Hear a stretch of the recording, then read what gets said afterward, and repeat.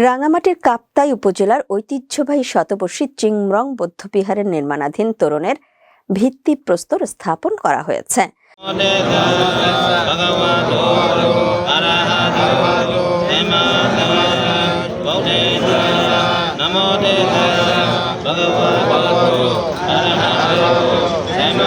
শনিবার সকাল 9:30টায় কাপ্তাই সড়ক সংলগ্ন চিংমরং বড়কিয়ং ঘাটে বিহারের পূজনীয় ভিক্ষু সংঘ মঙ্গলসূত্র পাঠের মাধ্যমে এর ভিত্তিপ্রস্তর স্থাপন করেন।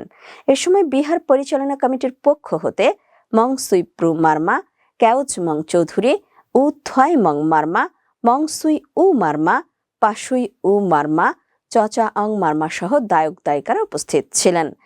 দায়ক মং সুইপ্রু মার্মা বলেন, এই তোরণ নির্মাণে জাতি ধর্ম বর্ণ নির্বিশেষে সকল শ্রেণী পেশার মানুষ সহযোগিতা করেছে এবং সকল সম্প্রদায়ের লোকজন উপস্থিত ছিলেন।